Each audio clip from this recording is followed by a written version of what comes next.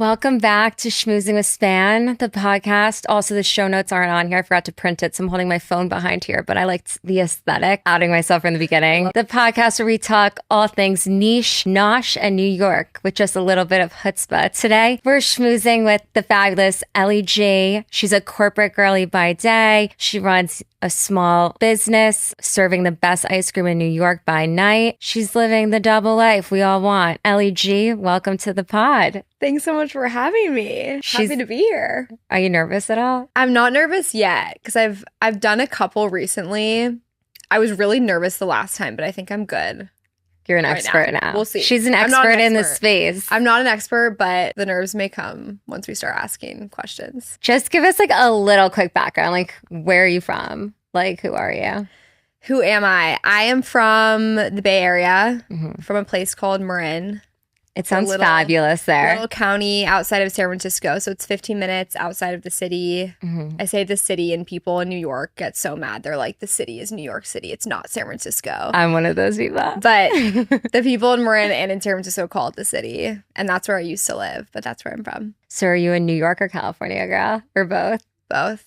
Can't decide. I think I'm a blend. I love so many things about California and the West Coast and hiking and being outside and having that lax vibe. And then the other part of me is very ambitious, New York. You know that TikTok where it's like that Taylor Swift song and it's half both the coasts and it's like I can't pick which coast. Yes. And it's I feel like that's me too. Yeah, but I don't think you have to pick. I think that's the beauty is like we can be both. Well, that's why everyone's like New York or nowhere, but I'm like, I appreciate everywhere. Yeah. You've lived in a few places, like you went to college. Yeah. So I grew up in Marin and I went to CU Boulder. Like when I say Boulder, they're like, where?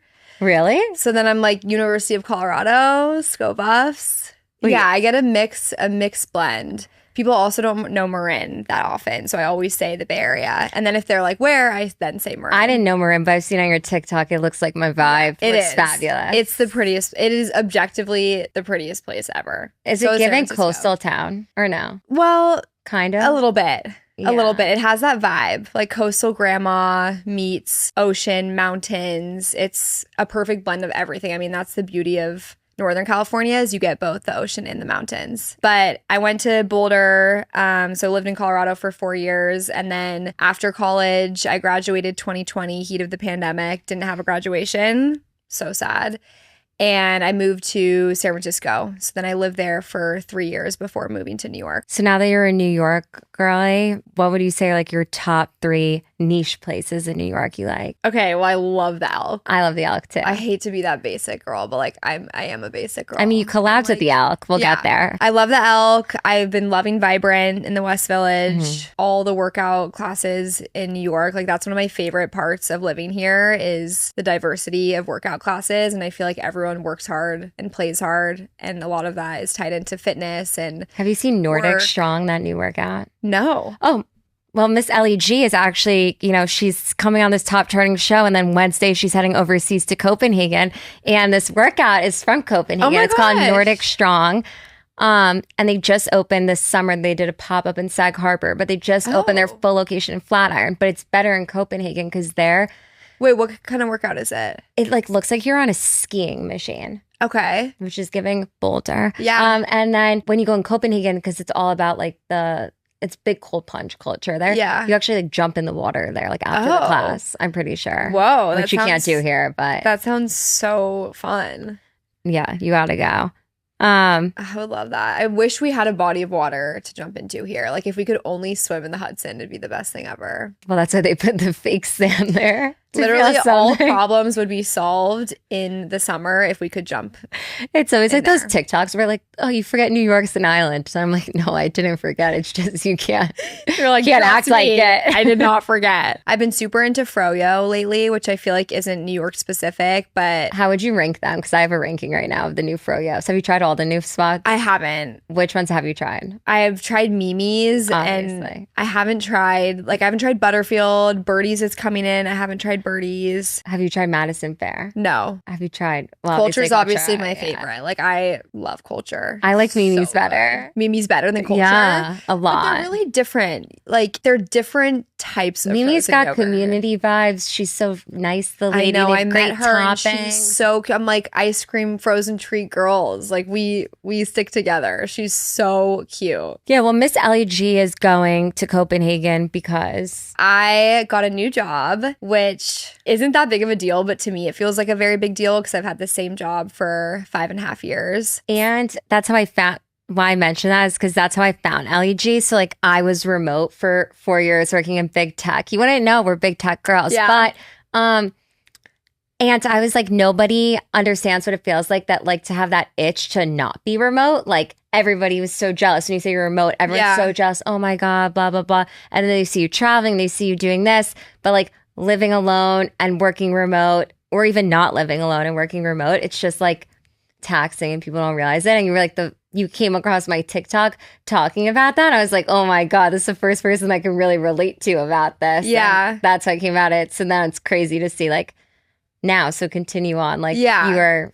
Yeah, well, I think maybe the TikTok you saw was like, is working from home making me weird? Yes. It might have been that. Yes. And yeah, I mean, I've worked at the same company for 5.5 years. I love my time there. I met the best people. And I started during COVID, so I didn't really have a choice. Like, it was remote work. I was going into the tech world.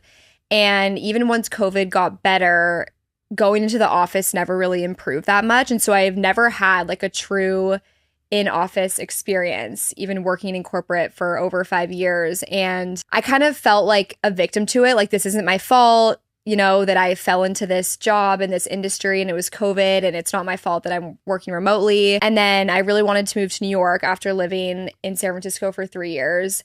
And I had to get this whole remote approval process to happen and X, Y, and Z. And I finally did. I moved to New York and was working from home for 2 years. And I think what really pushed me to find a new job, I always knew I wanted to get a new job living here, but what really inspired it was moving in alone. Like, that was my breaking point. I moved into my own spot in July. And once summer travel was over and I was back in routine, I was like, I will go like 2 days without talking to someone besides prospects or customers, which doesn't count, but like actually face-to-face interaction after going to a workout class in the morning. It just got to be too much. I was like, I'm literally talking to myself. I'm overthinking every social interaction that I'm having when I'm a really social person. I think that's why I get so much fulfillment out of ice cream, which I know we'll get to, but it was just finally coming to terms with like, I will regret living in New York and not going into an office. I have to listen to this itch, and just the right opportunity came along. And so I start in a month. So that's why I'm going to Copenhagen. Mazel's. I only started in July, and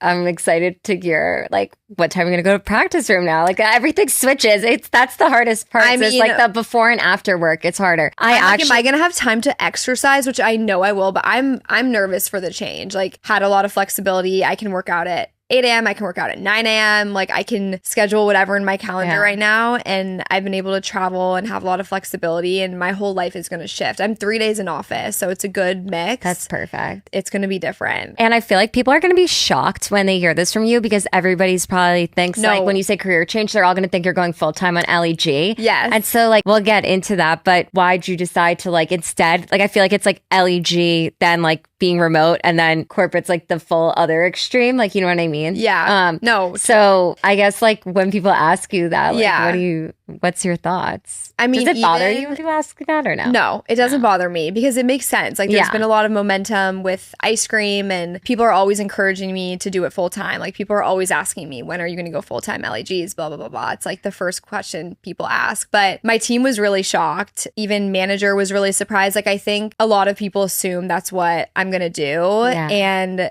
why I decided to not do that is I don't think I'll ever feel fully ready to take a risk like that and go all in on something that started as a hobby and has turned into this business. I think it'll always be nerve-wracking, but I just felt like I can and couldn't make that decision until I've had one other corporate experience. Like, I was just like, I have no information to really gauge if this is the right decision when I've only given myself one experience and it's all I know. I could get so much fulfillment out of a 9 to 5 that I kind of lost towards the end of my 5-year run, and I just don't know that yet. And so it just felt like a disservice to not give myself that experience before, even if, like, I don't know if I'm going to go full-time LEGs. It's not like a when, it's like an if. But I just felt like I wasn't ready to make that decision until I have a job going into an office and making new friends and like loving work again. Yeah. It's like you were at your job longer than you were in college. Or Exactly. in high school, it's like literally like that's the only experience you've ever had. So like how would you know anything different? And it is such a big change. Like yeah, the transition going from remote to in person, it is weird because like our parents, they think like before COVID, everyone always went into an office, but like it's actually even more drastic than starting a new job, I think, because it's just like at first, and then it becomes, you just get that second sense of fulfillment of like you, and I think when you're remote and you've lived in a lot of different places, you're really good at maintaining friendships with people. So you can talk to a lot of people like virtually and like maintain those good connections. But it's so different having like people that are like strictly work, but in person, it like fills this like other cup. Totally. I mean, it's exactly that too. Like, I just felt like there was so much missing. And yes, I had so much flexibility. I could travel, I could work in any place, I could work out when I wanted during the day and block my calendar. But I've been doing that for so long and it was not filling my cup. Like it sounds crazy, but I'm like, I'm ready to work harder and lose. We'll see what happens in however many months. And if I still say that, I'm sure there will be moments of being overwhelmed, but I'm excited to work hard and care about what I'm doing. And yeah, just switch things up a bit. Be uncomfortable. Like I've been too comfortable for too long. No, it's so exciting. That's why, yeah, it's like crazy. You don't realize that like not everyone's like that. Like not everybody like wants to work. Like it's like that thing where it's like nobody wants to work these days. But it's true. Like people, like it's good. I think you'll be like, I think it's a great decision. Yeah. Did it feel like a breakup when you were leaving your job? Yes. I've never quit before. It was so the weirdest awkward. Feeling. It was so awkward because you're like, it's not you, it's me. I just need an office, but you're great. Like, love you guys. Like, it's so uncomfortable and it's like a shock. Like there were definitely like signs, I feel like, of why it wasn't that big of a shock, but I think it still was a shock. I was more nervous for quitting than I was for my 2.5-hour in-person interview of my second to final round with this company a few weeks ago. I was so nervous. I was like shaking and I was like, why am I so nervous? I felt so bad. That was not fun. Like, would love to not have to quit again. Is your 9 to 5, like, are they chill with knowing that you do ice cream, or like, how does that work? Like, how do you manage that? And like, when did you eventually tell them? How does that kind of work? I've had different levels of support about it throughout the time that I've been doing it. I've had one manager tell me, treat corporate like your side hustle and take LEGs all the way and do both until you can't do both anymore. I've had other managers who like haven't shown that much interest in it or seemed like they were that supportive, because it makes sense. Like, it is time consuming. But I just always came back to the fact that like so many parents work, right? Moms, dads work. They have 2 jobs. Being a parent is a second job. You get pulled out. It's like the hardest job ever. Yeah, and you get pulled out of work because your kid's homesick or something really tough is going on with your kid and you're mentally not able to give everything to your 9 to 5. So whenever I would feel anxiety about having ice cream, I would always come back to that. Like, people are allowed to have side hustles. They're allowed to be parents. They're allowed to give their energy to something else. So I shouldn't feel like I'm doing anything wrong, even though there were sometimes moments where it felt like I was. But I would say for the most part, I had a lot of support and it was tough. Like, I would work 9 to 5 and then I would go to the kitchen from 6 to like 12 a.m. when I'm in the middle of a flavor. Like, I still do that. I feel like your content though feels like very like, well, especially nowadays, like I feel like your content feels so like you, like you're just like filming and posting like very raw footage. Yeah. Am I right? And if, like, what percentage, I guess, would you describe yourself as like a creator? Because I feel like you don't really lead with that ever, like with the TikTok part. Like, I feel like you're very like leading with like the corporate side and like with the LEG side, but like TikTok is like big thing that you do as well. Like, I guess, how do you identify with that part of yourself? That's a good question. It's just a fraction. Yeah. And it's content keeps me sane. And I do think content will look a little bit different with this new job, because I think it brings me so much fulfillment right now because I work from home. It's connection. I've made a lot of friends through it. And that's never going to go away. Like I always think that will have a place in my life. But I don't identify, like I don't say, when people ask about me, I'm not like, I'm a content creator. Because that's just a fraction. Like I post content and I usually just say I post content. I don't know if it's that part of me still cringes at being called an influencer. Like I don't know why, but I don't want to be labeled as that because there's just like, there's more to me. But yeah, I'm curious to see how it'll shift in the coming months just with a new job because I'm not gonna have as much time to post. Like I can post whenever I want during the day right now, working remotely and being in an office. Like I just don't know what that's gonna look like. It's not like I can just be like posting TikToks when I'm learning a new job, and I'm not going to. But no, it will be different, but good, I think. Yeah. Okay, so let's switch to ice cream. So in front of us, well, we're wearing Ellie G's hats. If you didn't clock that yet. Yeah. Wait. Should we after this? Let's take them off. Okay, so we have Ellie G's ice cream here because we're into product placement. So we're wearing the hats. We got the ice cream. And it's a collab with Brightside, and we'll dive deeper into all of that. But I feel like a lot of people know Ellie G's because of the really cool collabs you've been doing. Like, I feel like obviously the J.Crew one was crazy. Like that, I feel like people were going nuts for. But how do I think people find it interesting because there's so many like niche like CPG brands out there now and all of that, but you don't see as many like doing like so many like collabs with like you have big names that you're doing collabs with. How do those come about? Like how much of it is like, outbound prospecting versus inbound? And like what does that kind of process look like? Because I think that's like interesting to people. Yeah. I have gotten really lucky and all the big collaborations that I've done, they have all reached out to me, which has been amazing. Awesome. And I'm like, I should be doing like, I'm in sales. I know how to prospect. I should be doing more of that. There's been a couple brands that I've pitched myself to, but all of the collaborations that have actually come to life, they've just sent me an email and they had a vision and we were able to make something work. And yeah, I mean, J.Crew was a shock. I will never forget getting that email. I was in Colorado skiing with my family and I got an email and I was like, oh my gosh, like they emailed me, like I'm so small. What do they see in this? Like, how am I supposed to help with this event? But it was the coolest experience I've ever done. And honestly, like the hardest thing I've ever done. Not emotionally, but like physically, it was the hardest thing. My kitchen's in downtown Brooklyn and it's just me and it's heavy. It's super manual. I don't want to do it after a long day of work, but that's when I would have to. And so for the J.Crew collab, I had to make tons of these little mini size pints. So I made 850 for their Southampton store opening. And I was terrified to say yes. I was like, how am I going to pull this off? That was my first time operating in a commercial kitchen.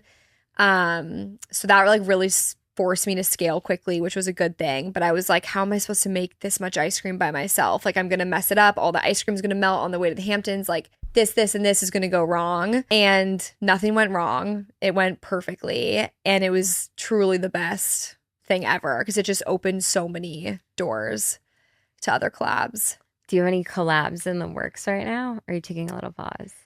I'm taking a little pause. I have a few conversations in the works, but nothing solidified. And then I start my new job in December, which is kind of perfect timing with ice cream because it slows down a little bit. I mean, people eat ice cream year round in New York, and so do I. But I think it'll slow down for a couple months as I learn this new job, and then it'll come back. Going back for a second, like how did Ellie G's like even start? We're assuming people know what it is. And I don't think they do. But Ellie G's ice creams was born out of my San Francisco apartment. The city.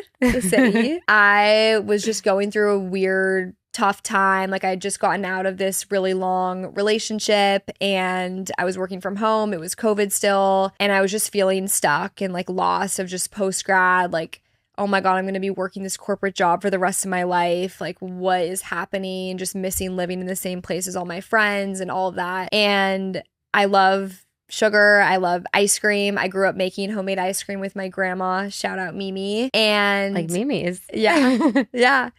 And I was just like, okay, I'm going to order an ice cream machine and make it at home for fun. Like I love being in the kitchen. It always makes me feel better to be off my phone. Didn't think anything of it. So I ordered an ice cream maker and made ice cream and was shocked at how good homemade ice cream was. Like, you really can taste the difference. There's no gums in it. There's no shelf life stabilizers. And I just started making it every week, and I would do like a flavor a week, and it pulled me out of a really tough time. Like, it was really the only thing getting me excited to just, I don't know, like, it sounds dramatic, but I was really, really depressed at that time. It brought me so much fulfillment, just creativity outside of my corporate job. And so I had a food Instagram at the time. It was called Eats by Ellie G.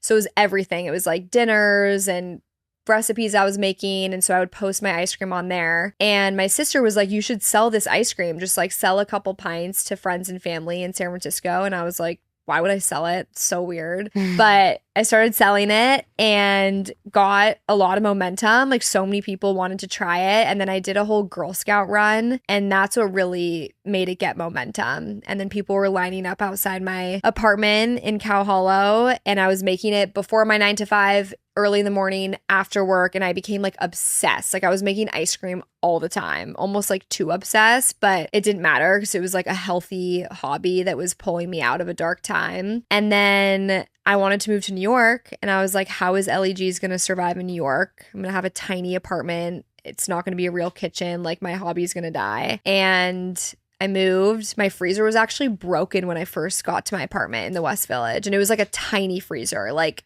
it's like a mini size freezer on the bottom of a fridge. And I was like, that's my sign.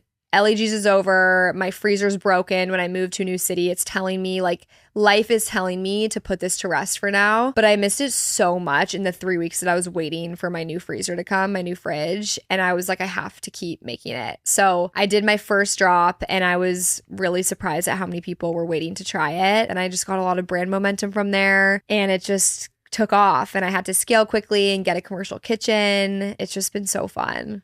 That's just reminding me of this stupid story, but like, back to remote work for a second. I was like, if I get a desk, that means that I'm going to be remote forever. And so I was like looking for new jobs 3 hours a week. So I'm like, if I get a desk, I will be remote forever. And then it was 3 years later, I'm like, I should get a desk. Yeah. But I was like, I'm going to get this job as a person with a desk. That's me right now. I have not gotten a desk because I was like, I'm going to get a new job and not need one. I guess it happened. So I'm like, do I need a desk? Working 2 days a week from home. You'll work from your coffee shops on Friday. I mean, I'm going to have meetings Friday. like all day, so I don't think I can work from a coffee shop.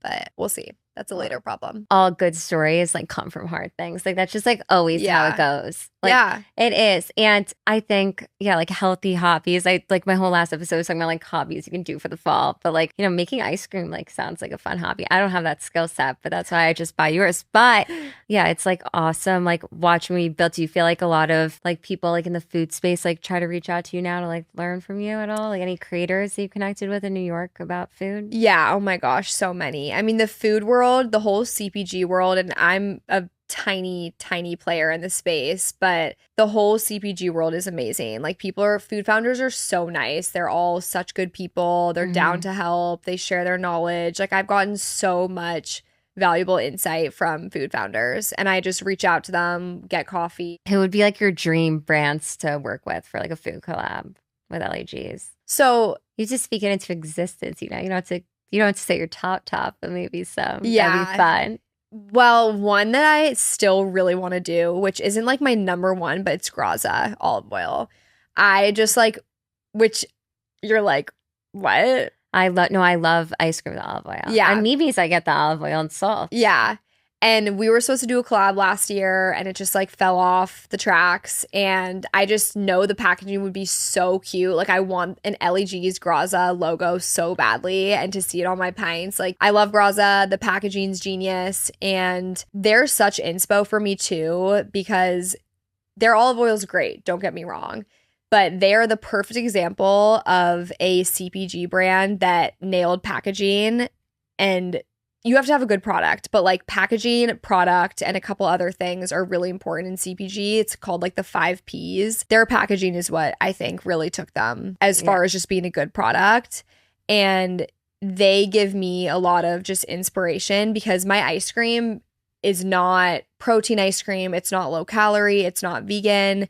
And so I've had multiple moments where I've asked myself, like, where do I fit in? How do I differentiate in this space? Do I need to have a protein ice cream or be vegan or low calorie, sugar-free, refined sugar-free, whatever?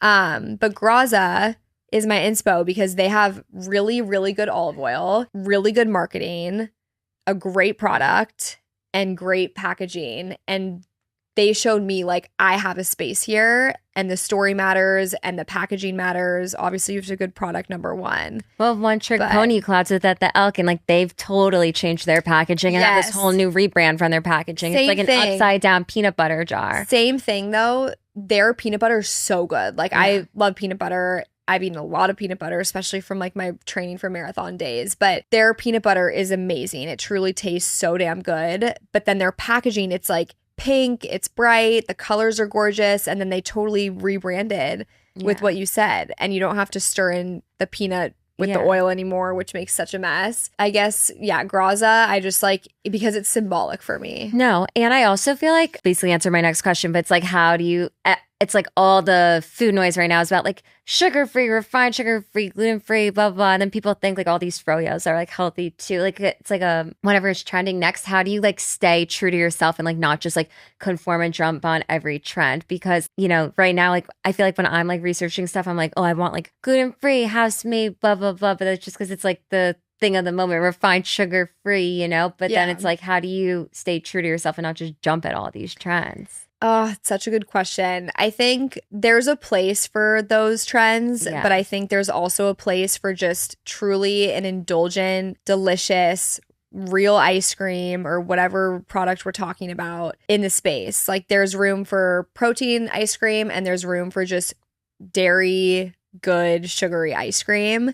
And I used to have a lot of just like disordered eating, body image issues in my younger 20s. And so I would rather eat a small bowl of ice cream or have like a double scoop cone and feel satisfied and fulfill my craving instead of reaching for something that is better for me, but like I'll end up eating more bread or something down the line because it didn't fulfill that craving. Like I've been in that pattern before of substituting and it never ends well for me.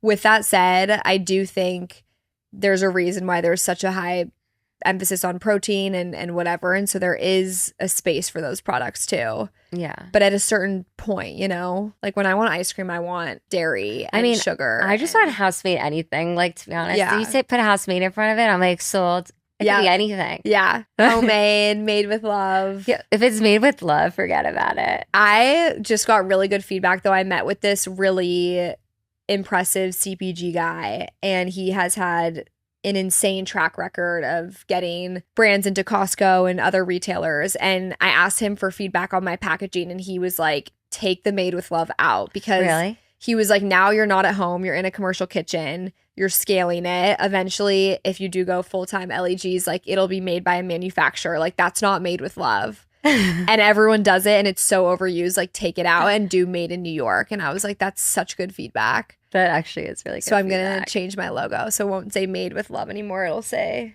made in New York. We just took the hats off, guys, because we were getting really hot. Quick outfit change to feel something. Little plug. These are available on my website. There's 5 or 6 different colors: pink, blue, green, maroon, navy, brown. She said there's limited inventory. But also, this will be like that cool thing. It's like, oh, if you have the made with love means you're OG. Because if they rebrand to made in New York, so it'll be like, oh, like if you know, you know. True. So I guess that goes into like, how would you say like community factors into Ellie G's ice cream? Because I feel like a lot of people discover it through TikTok, right? As well. So, you know, Set Active does those community drops. You know? Yes. And like they pick, would you ever do a community drop where people vote in and like pick a flavor of the month? Or do you do that? I do that in an informal way. Like, I feel like I'm pretty interactive with my community on Instagram. Like, if I have a collab coming up and I need something that's like a French-inspired flavor or fall, I'll always do a question box and I'll say, like, what do you think for this?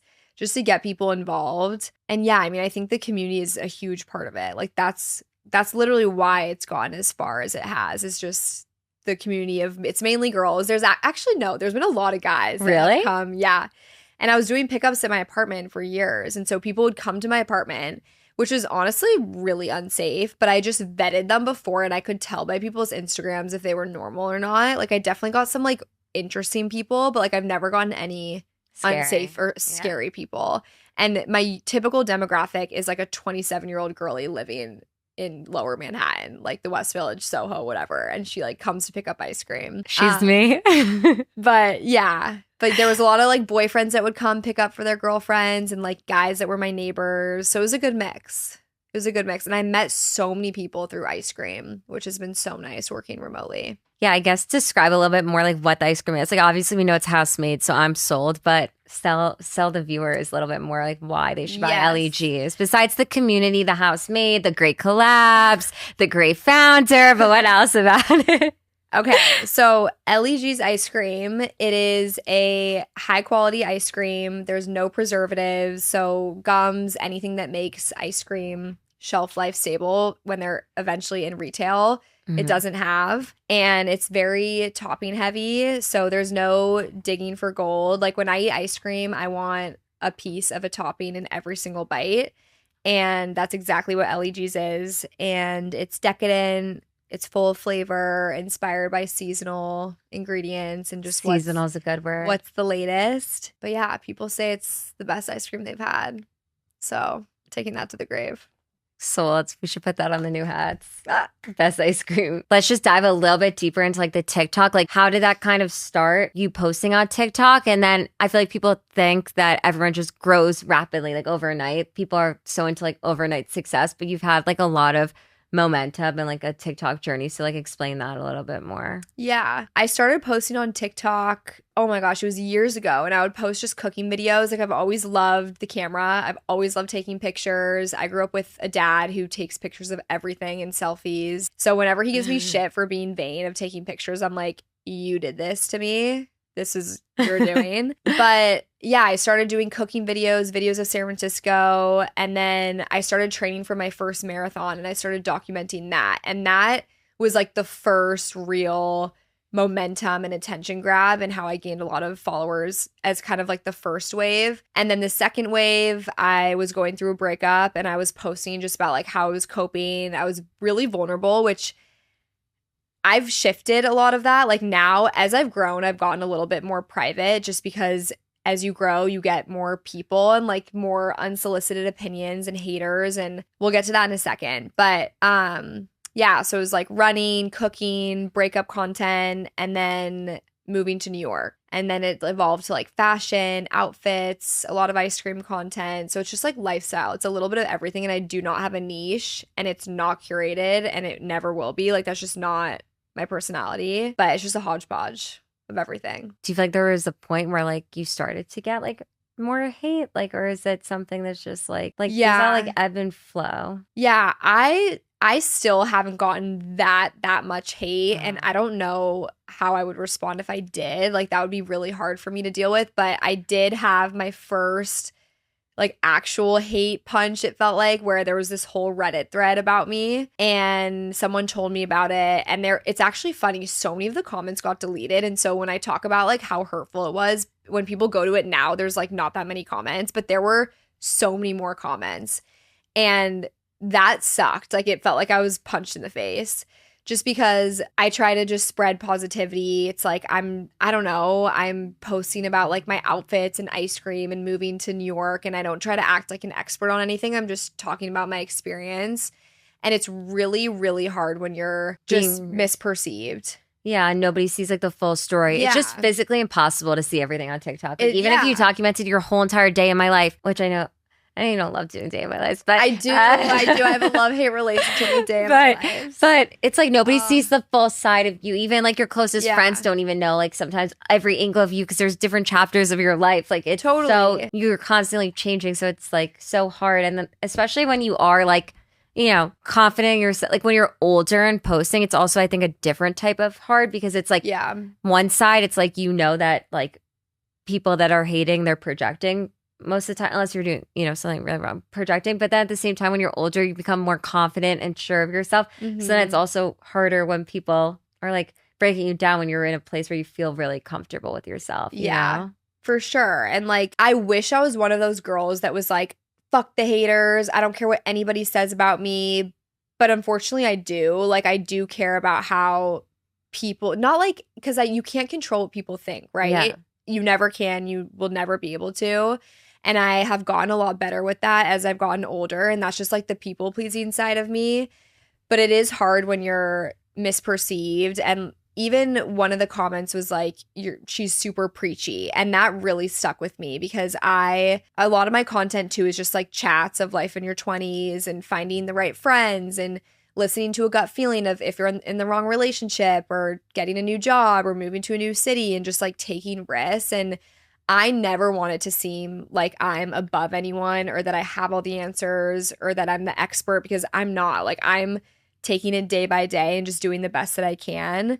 But if my experience can help one girl that's in a tough spot where she's super unhappy in a relationship or in a city, which I've had so many girls come up to me like in the West Village and say, you inspired me to do this, or, you know, whatever it may be. But then that one comment that was like so preachy, thinks she's above everyone, blah, blah, blah, so like full of herself, that stuck with me. And I stopped doing my chats for a while, and I'm just getting back into them. No, I like your chats the most out of all your content. Thank you. Because I feel like it gives two things. It's like one where it's like, oh wait, this isn't a first original thought. Like somebody else is also thinking that sometimes too. Nothing's ever an original thought. Two, it's like giving, you know, it's giving like you're like with like your friend, like it feels like you're like talking, like having a one-on-one almost with a good friend, where you're like talking about things where you wouldn't get there until you were deeper in a conversation. You kind of just lead with the deep stuff, which I like too. Yeah, it's a tough balance. Like, vulnerability is power,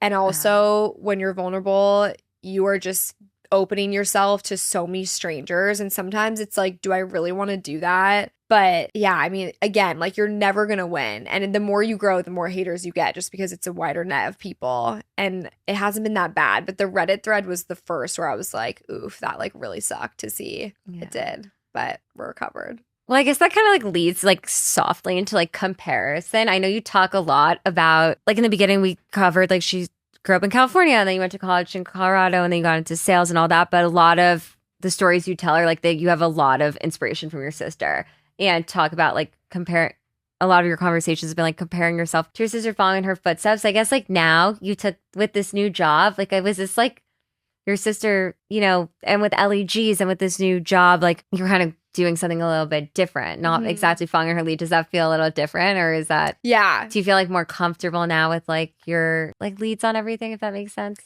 Yeah. Well, we've had just like such a journey as sisters. I mean, we've been close for so long, but we weren't always close. Like in high school, we did not get along. And we've even had moments in our 20s of just like so much overlap. Like we both were training for marathons. We both work in tech. We both have side hustles. Like she does her own thing too. And I think for the first time, me working remotely and then really leaning into ice cream, it was like I had such a strong sense of my identity. We were kind of going on different paths. And then ironically, she worked at the same company that I've been at for 5 years, which is why I went there. And I saw her love it, naturally followed. And then she did the same thing. She moved to New York, got approved to be remote, didn't like working from home, left the company that I'm still at. And, well, I quit, but like my official day is next Monday. Like I'm not an idiot saying that, you know, on a podcast. But she was over working from home and got a new job that's like such a grind. Like she works so hard. But we finally were in this different spot where I would look at her and I was like, I actually like don't want to work that hard. Like that seems so stressful. I love my freedom right now. And then this job opportunity came along for me where it's going to be really hard and I'm going to be working really hard and be probably way more stressed out. And we're kind of going into this new wave of like, we're going to be doing similar things again, like both at startups, working in tech. It's going to be a grind. But I think we've made such progress where we have so many little things within us both that are different, even though we do have so many similarities. And yeah, I mean, we'll see like how keeping our individuality shifts as this kind of like new wave comes in. It's hard when it's like, the best thing being, it's a double-edged sword being really similar to your sister. And then also sometimes it's like you're too similar type of thing. But we're also really different. How are you guys different? Like what's like the main thing? Like, I don't know, like personality wise? I'm very type B. Like she's a rule follower, and not in a way where it's like she's super rigid and like intense, but she is a rule follower. She was a straight A student growing up. She was an insane athlete. She has like the perfect friend group. She just like has all of those things. Like typical oldest daughter is my sister. Very like smart, whatever. I'm more like deviant and I walk to the beat of my own drum. Like I got in more trouble growing up. I was a B student. I am never on time. And so we're just different that way. Like I'm the messy, chaotic sister, even though I feel like I still have my shit together. Exactly. At all. Like when you told me that, I was like, really? I know. Like people say that and they're like, wait, what? But when I'm compared to my sister, like that is how it is, even though when I'm compared to other people, like I'm still whatever, seem on time and organized and whatever. But now that you've been able to establish individuality like in like this dynamic, do you think since you guys had a lot of like comparison throughout your lives that you deal with more comparison to others in general, or do you feel like not really? Like do you compare yourself to others a lot or not as much anymore?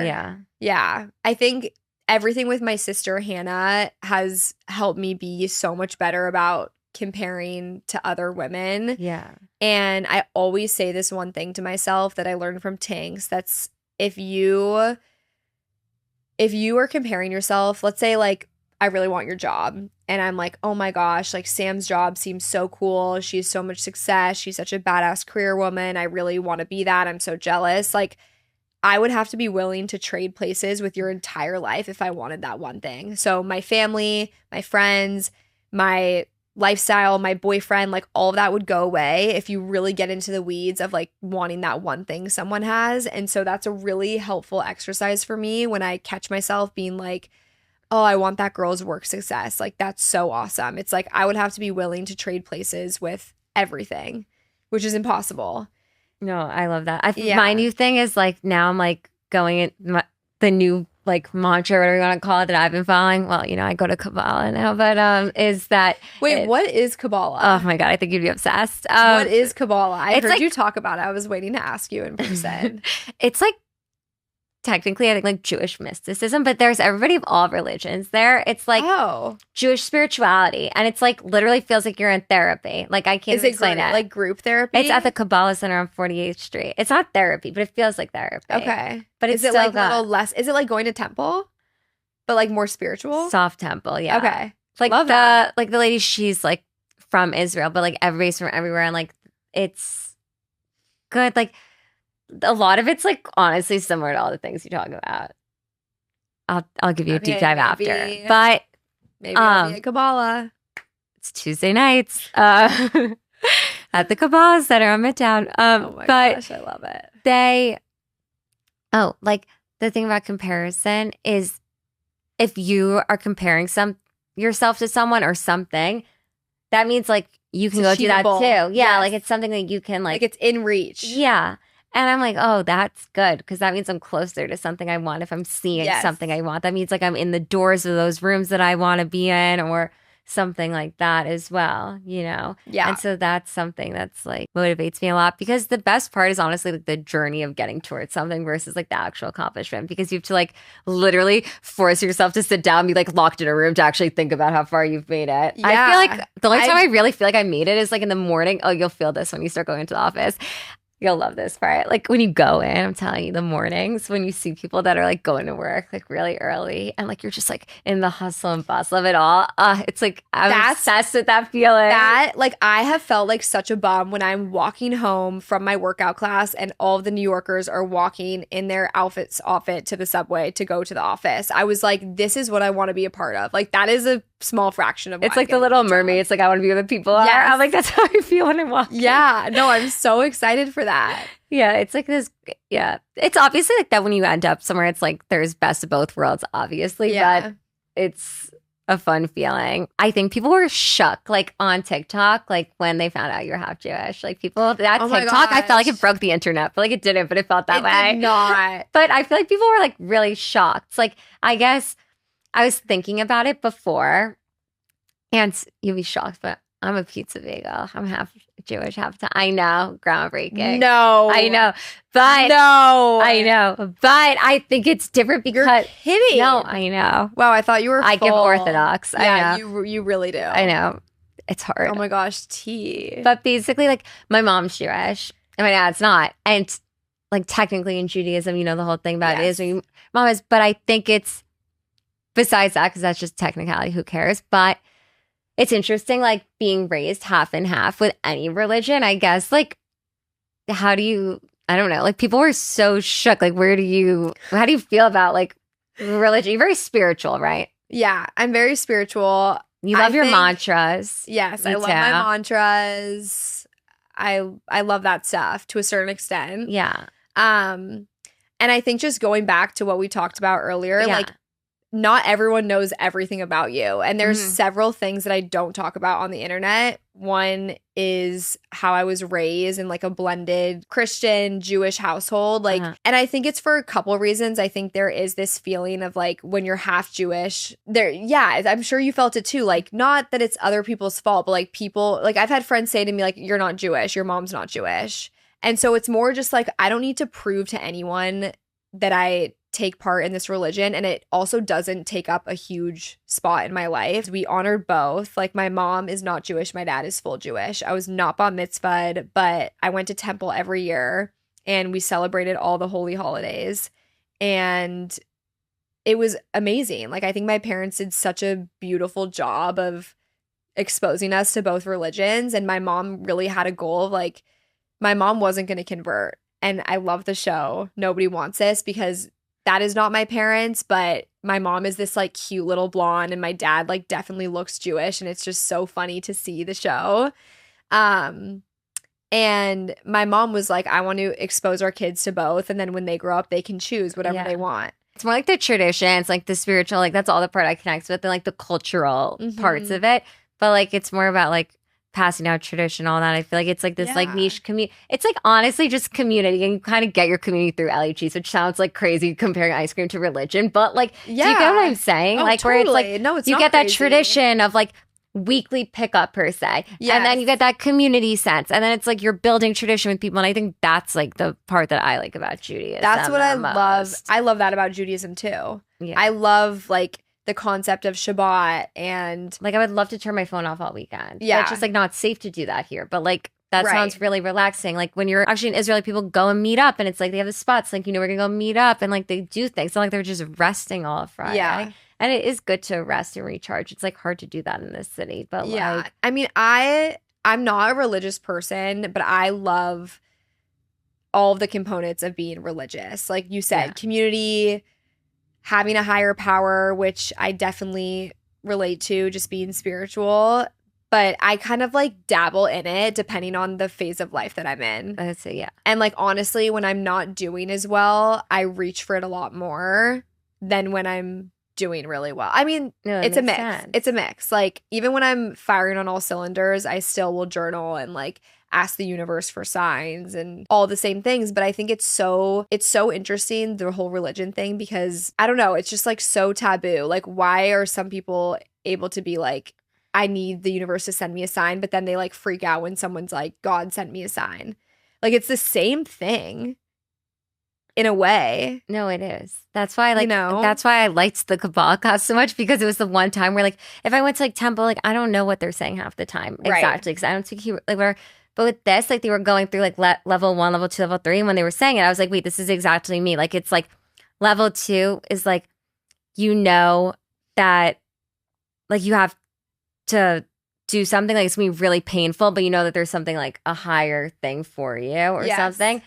And that was like my whole year. Like I moved like states, like was at the same job for 3 years, left that job where I was remote, like broke up with a long-term boy, like all the things changed, everything. All the same thing. Yeah. That's why I'm like, my new job better be the level 2 that you're talking about, which it will be. And then it takes you to level 3, and it's like you elevate, and it's really that it's going back to like the hate part. It's like you don't, level 3 is like about you're getting closer to like your soul and the light, higher power, whatever you want to call it, but that you're not ego driven. So it's not like that you think you're better than anybody else because you're feeling really good. It's that you like are in flow with yourself. And that's how I feel like when you're doing things that you love, like you don't feel like you're better than anybody else because you have Ellie G's. You just feel like really good and confident and alive.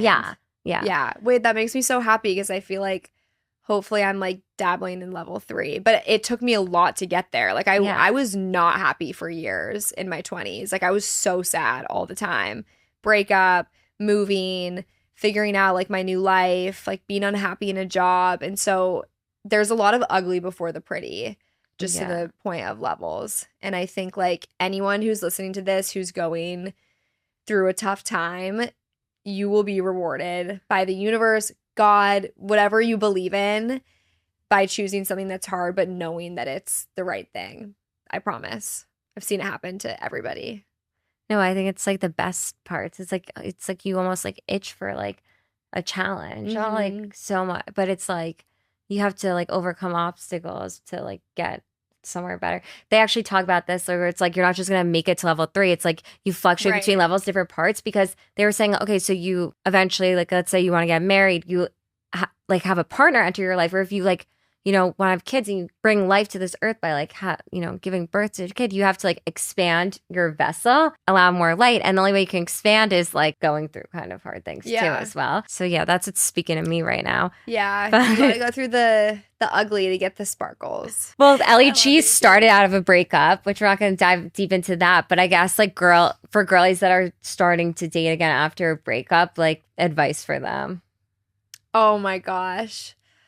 And where should they go look for talent? Talent's one of the vocabs on the show. It's just like, you know, talent. Yeah. Nice guys. Ugh, the West Side Highway. That's where, well, I met my boyfriend at a Christmas party and then nothing happened that night. We just met and then I saw him on a run on the West Side Highway a month later. Was it a mutual friend's Christmas party or like a work? Oh, okay. Mutual friend. Yeah. Okay, before we talk more about that, my advice for anyone who's getting back into dating after a breakup is like your first date after a breakup is gonna suck unless you're so lucky and you're the anomaly. Like I will never forget my first date. I was like, I'm getting back with my ex. Like I cannot do this. This is horrible. Like he's so much better than everyone else that I've gone on dates with, whatever.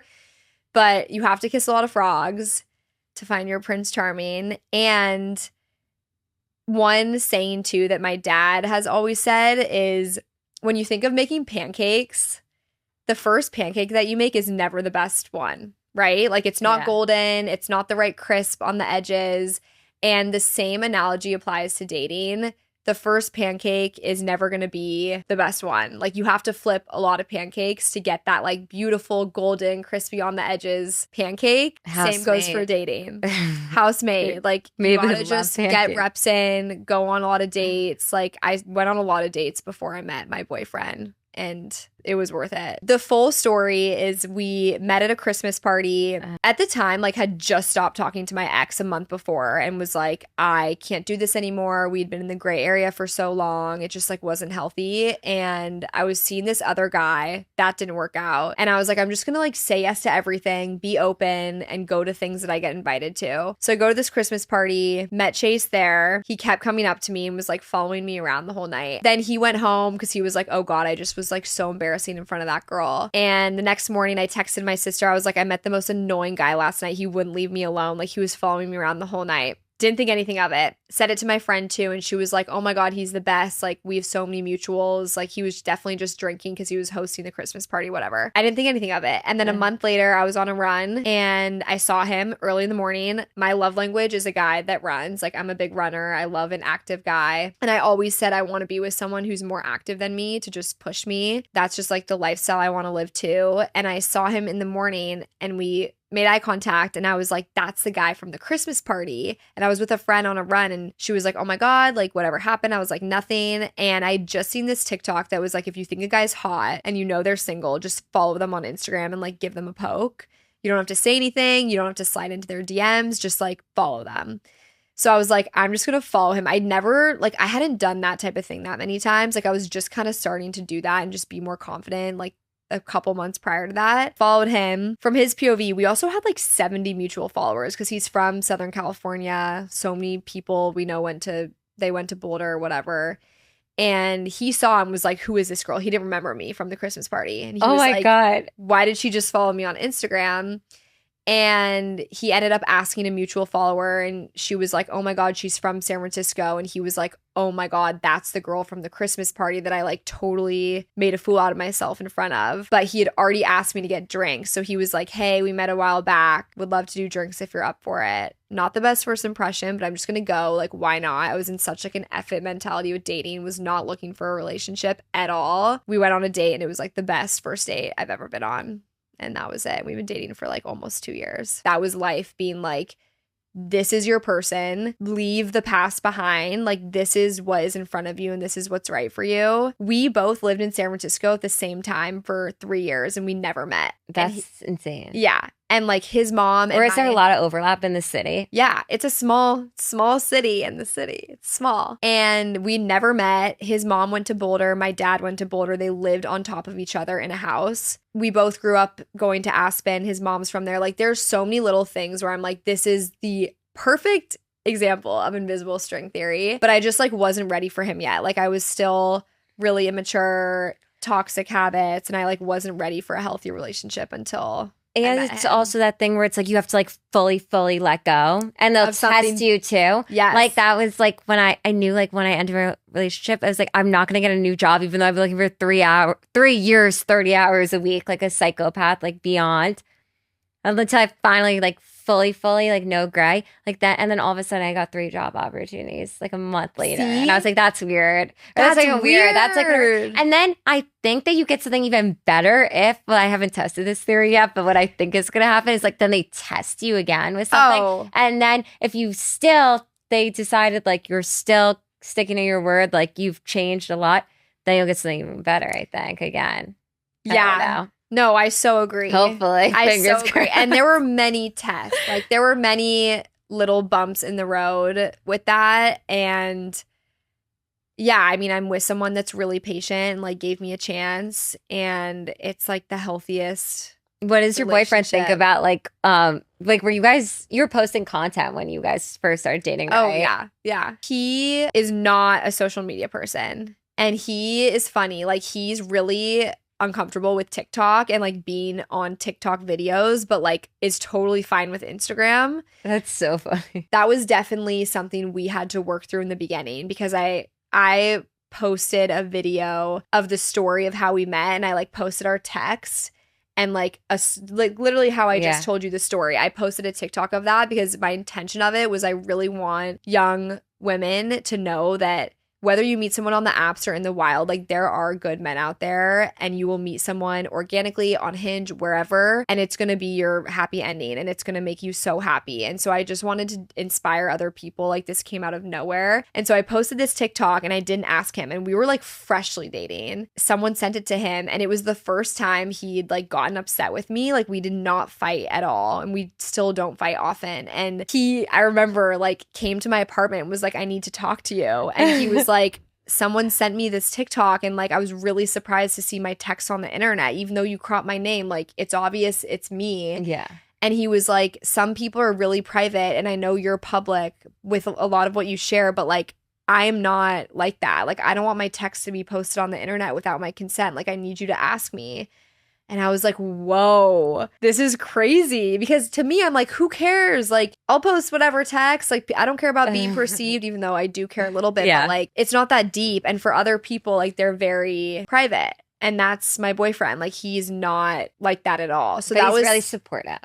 Yeah, he's super supportive about like what I post content wise. But like him being in things that are like vulnerable and that are private moments between us that like don't need to be shared with the world. Yeah. He's super protective over. And like the toxic in me at first was like, are you hiding me? Like, is there somebody else? Like, why would you care about being on my TikTok? Like, I'm proud of you. I'm proud of our relationship. It's healthy. It's happy. Like, I want to share it. I like sharing the healthy, happy things. It took me a lot to get over that and like believe that like not everything has to be expressed through social media. Like, he's the best boyfriend in the world, and he's not going to do an outfit check with me. And like, both can be true. I agree. I feel like it's like oversharing isn't always great too. That's what they tell me. They tell me I need to start moving in silence. Okay, so we're wrapping up. I was going to ask what's next for you, anything exciting coming up, but as we all know, she's going in person. She's got collabs on the books perhaps in the new year, in the spring maybe, something. office girly. Yeah, change. She's heading to Copenhagen. Where else did you decide to go? Just Copenhagen. I was debating tacking on Florence, but